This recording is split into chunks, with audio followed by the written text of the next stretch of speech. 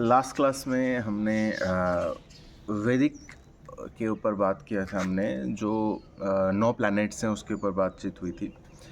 तो आज हम बात करेंगे नक्षत्राजे के ऊपर। तो पिछले क्लास में हमने नक्षत्र क्या है, कैसे प्लेसमेंट है, कैसे स्काई को डिवाइड किया गया है, तो उसके ऊपर हमने बातचीत किया था। तो आज हम शुरू करेंगे जो 27 नक्षत्रज हैं, तो उनके बारे में जानना शुरू करेंगे। हर एक नक्षत्र क्या कहता है, उसके पीछे की कहानी क्या है, एक एक नक्षत्र क्या रिप्रेजेंट करता है, जानने के लिए इसमें बहुत सारी चीज़ें हैं।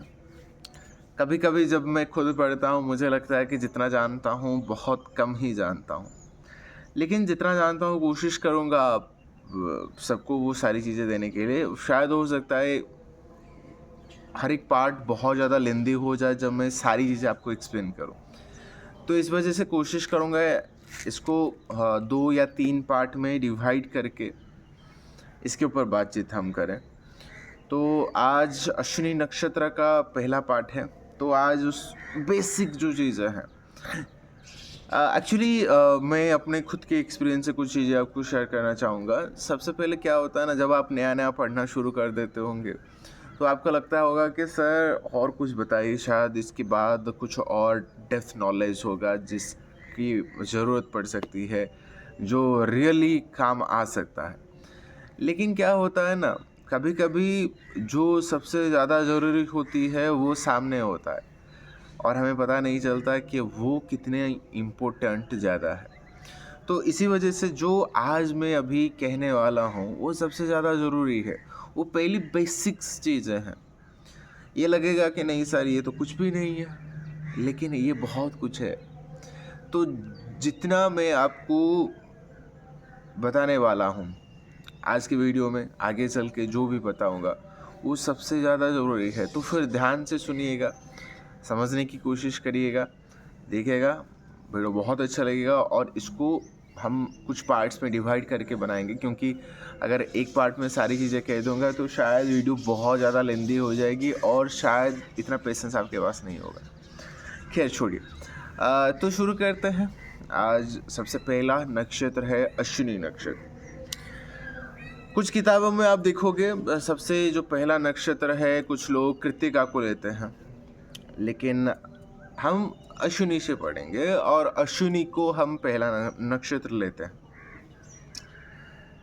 तो जब अश्विनी की बात हम करते हैं तो अश्विनी, मैंने आपको पिछले क्लास में कहा था कि हर एक नक्षत्र का जो लेंथ है वो है 13 डिग्री 20 मिनट पर, और उसको 4 कैटेगरी में डिवाइड कर दिया, यानी कि 4 नम्बांश उसमें ऐड हो जाता है। ठीक है, तो जब हम अश्विनी नक्षत्र के ऊपर बात करते हैं तो उसको भी बिल्कुल 13 डिग्री 20 मिनट पर डिवाइड कर दिया गया है और उसको फिर से 4 पार्ट में डिवाइड कर दिया गया।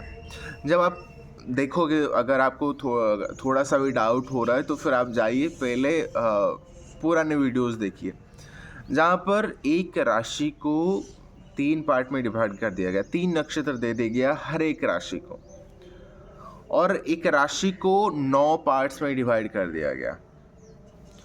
हर एक पार्ट्स में 3 डिग्री 20 मिनट आ जाता है। जब आप उसको सम टोटल कर दोगे तो फिर आ जाएगा आपका 30 डिग्री। ठीक है, तो इसी 9 पार्ट्स को हम कहते हैं नमांश।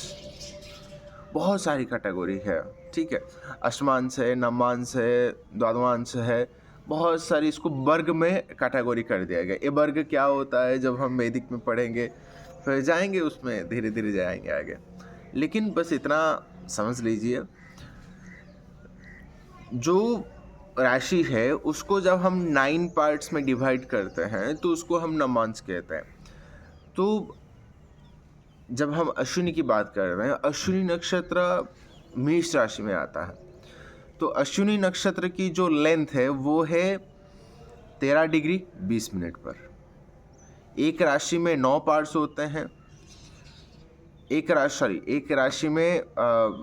राशि को 9 सब पार्ट्स में डिवाइड कर दिया गया, उसमें 3 नक्षत्र आते हैं और हर एक नक्षत्र में 4 चरण होते हैं।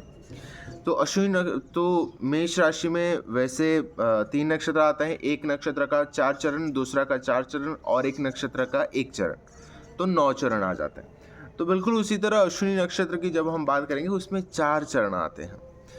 जब आप देखोगे किसी बच्चे का नामकरण किया जाता है, पहले देखा जाता है कि बच्चे का किस नक्षत्र के किस चरण में जन्म हुआ है। तो उस चरण के जो नाम होता है तो उसी हिसाब से बच्चे का नाम रखा जाता है। ठीक है, तो शुरू करते हैं। आज का नक्षत्र है अश्विनी नक्षत्र, जो कि सबसे पहला नक्षत्र है और इसका जो लेंथ है 0 डिग्री से लेके 13 डिग्री 20 मिनट पर है। तो इसको 4 कैटेगरी में डिवाइड कर दिया गया है। एक है मेष नवमांश, एक है वृषभ नवमांश, एक है मिथुन नवमांश और चौथा है कर्क नवमांश, क्योंकि 4 चरण होते हैं और 4 नवमांश आ जाता है। तो अगर आपका लग्न हो या फिर आपकी कोई भी प्लैनेट हो, अगर अश्विनी नक्षत्र के पहले चरण में आ गया तो फिर देखोगे वो D9 चार्ट में यानी कि नवमांश चार्ट में मेष राशि में बैठा होगा। ठीक है, हो सकता है आपकी कुंडली में प्लैनेट अगर मेष राशि में बैठा है और पहले चरण में बैठा है, वो लग्न चार्ट की मैं बात कर रहा हूँ। अगर लग्न चार्ट में अगर मेष राशि के पहले चरण में बैठा है तो फिर D9 चार्ट में देखोगे वो मेष नवमांश में चला जाएगा। अगर उसी मेष राशि अश्विनी नक्षत्र के अगर दूसरे चरण में आके बैठ गया तो फिर D9 चार्ट में वो वृषभ राशि में चला जाएगा। अगर उसी अश्विनी नक्षत्र के अगर तीसरे चरण में बैठ जाए तो फिर वो D9 चार्ट में मिथुन नवमांश में चला जाएगा।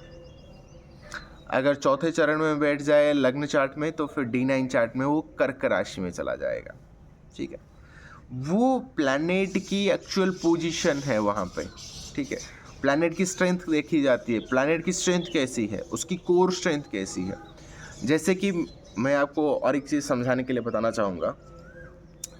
आप मुझे देख रहे हो, एक आउटर सरफेस पर्सन है, ठीक है, लेकिन आपकी इनर स्ट्रेंथ कितनी है?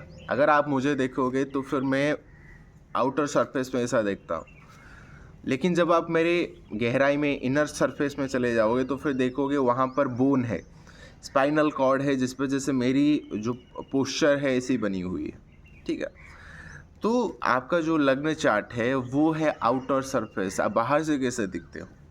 लेकिन जब आप नवमांश को देखते हो, नवमांश में जाते हो तो फिर देखोगे आपकी कोर स्ट्रेंथ क्या है, आपकी इनर स्ट्रेंथ क्या है, प्लैनेट की इनर स्ट्रेंथ क्या है, प्लैनेट कहाँ पर गहराई में बैठा है, क्या वो अंदर से स्ट्रांग है या फिर बाहर से बस दिखा रहा है कि हाँ मैं स्ट्रांग हूँ, लेकिन अंदर से क्या है, क्या उसको डर लगता है, क्या वो वेल पोजीशन है या नहीं है। सारी चीज़ें ये नक्षत्र बता देते हैं D9 चार्ट में। तो उसके बाद हम शुरू करते हैं। प्लैनेट की जो स्टोरी है बाद में देखेंगे, लेकिन उससे पहले जब देखोगे तो अश्विनी नक्षत्र के जो देवता है वो है अश्विनी कुमार। आप अश्विनी कुमार को जानते होंगे, जो वैद्य हैं देवताओं के, जो किसी को वैद्य यानी कि जब भी किसी को डिजीज कोई होता है रोग से मुक्ति देने के लिए तो अश्विनी कुमार होते हैं। शायद आपने महाभारत देखा होगा, नहीं देखा होगा, तो जो नकुल और सहदेव थे वो अश्विनी कुमार के पुत्र थे। तो फिर जब युद्ध में किसी की मतलब इंजरी होती थी तो फिर ये कहीं ना कहीं उनको क्योर कर देते थे, कुछ दवाई देते थे, जिससे क्या लोग हेल्दी बहुत जल्दी हो जाते थे। ठीक है, तो आप कह सकते हो कि एक डॉक्टर है। ठीक है, तो उसके बाद देखेंगे उसके जो अश्विनी नक्षत्र है उसके जो प्लैनेटरी रूलर है वो उनको केतु दिया गया है। ठीक है, मैं आपको आज के क्लास में शायद थोड़ा सा ब्रीफ इंट्रोडक्शन दे दूँ, उसके ऊपर हम डेप्थ में एनालिसिस करेंगे। तो कुछ जल्दबाजी करने की नहीं है, धीरे धीरे हम पूरी तरह डिस्कस करेंगे। ठीक है, तो उसका जो पहला है मतलब पहला जो नक्षत्र है उसके जो अधिपति है वो है केतु। तो सवाल ये आता है कि केतु क्यों जानना ज़रूरी है भाई, क्यों, इससे क्या रिलेवेंसी है। देखो केतु क्या होता है, जब आप जो किसी बच्चे का जैसे आप किस नक्षत्र में जन्म होता है, जब आप निकालते हो, महादशा निकालते हो, तो फिर सबसे पहले देखा जाता है कि वो कौन से नक्षत्र में बैठा है। जिस भी नक्षत्र में बैठा होगा, उस नक्षत्र के जो प्लैनेटरी रूलर है, उस महादशा आपका पहला आता है। तो फिर अगर कोई भी पर्सन अश्विनी नक्षत्र में जन्म होता है, यानी कि उनका चंद्रमा अगर अश्विनी नक्षत्र में हो, तो फिर देखोगे वो केतु महादशा में उनका जन्म होता है। तो फिर धीरे धीरे कर महादशा बिल्कुल वैसे आता है। ठीक है, तो अश्विनी नक्षत्र के जो प्लैनेटरी रूलर है वो है केतु।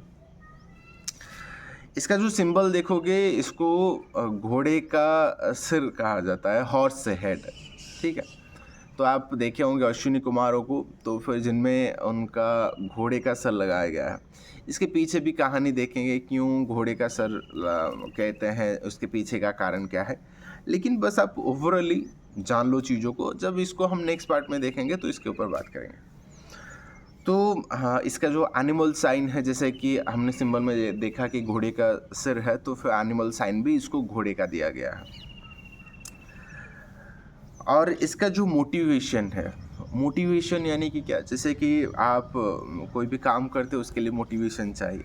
एक्चुअली उस नक्षत्र का जो सोल पर्पस है वो क्या चाहता है, उसका जो सोल पर्पस है वो है धर्म। ठीक है, तो कहीं ना कहीं देखोगे, अगर आपका अश्विनी नक्षत्र में जन्म हुआ है तो फिर कहीं ना कहीं देखोगे आप धर्म की तरफ थोड़ा सा आपका रुझान, आपकी इनर स्ट्रेंथ, आपकी इनर चाहत कहीं ना कहीं धर्म की तरफ जाएगी ज़रूर। ठीक है, और साथ ही साथ देखोगे आयुर्वेद में आपका दोष देखोगे, कफ है आपके अंदर। ठीक है, और आपका बॉडी पार्ट है upper part of the feet, आपके पैरों का जो अपर पार्ट है उसको अश्विनी नक्षत्र से देखा जाता है। ठीक है, अगर आप गण देखोगे, गण क्या होता है, जब आप कुंडली मिलान करते हो शादी के लिए, तो फिर उसमें नाड़ी आता है, गण आता है। तो फिर इसका जो गण है तो देवगण है। इसकी कास्ट है मर्चेंट, यानी कि बिजनेस करना है। ठीक है, और क्वालिटी है इनकी लाइट। ठीक है, और कलर है ब्लड रेड, क्योंकि हर एक नक्षत्र का कुछ ना कुछ कलर दिया जाता है। ठीक है, और इनका जो साउंड है चो चे छो छे छो ला।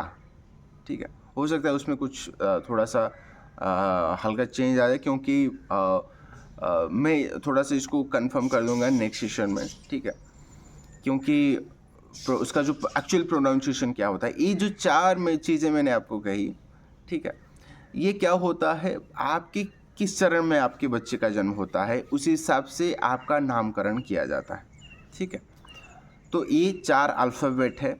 तो क्यों, जब सवाल आता है क्यों ये 4 नाम सबसे ज़्यादा ज़रूरी होता है, ये फिर इनको नाम क्यों देना चाहिए।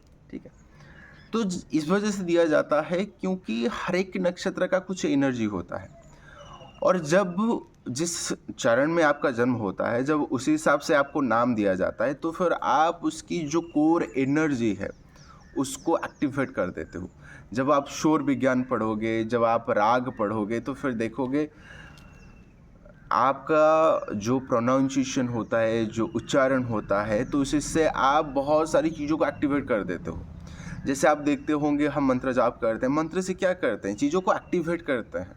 ठीक है, तो बिल्कुल उसी तरह से जब आप जिस नक्षत्र में, जिस चरण में आपका जन्म होता है, जब उसी हिसाब से हम नामकरण कर देते हैं, तो फिर वो एनर्जी बहुत एक्टिवेट हो जाती है, और उस एनर्जी की जो पॉजिटिविटी है वो आपको हेल्प करती है, आपके लाइफ के जो ऑब्स्टेकल्स हैं उससे बाहर आने में बहुत मदद करती है।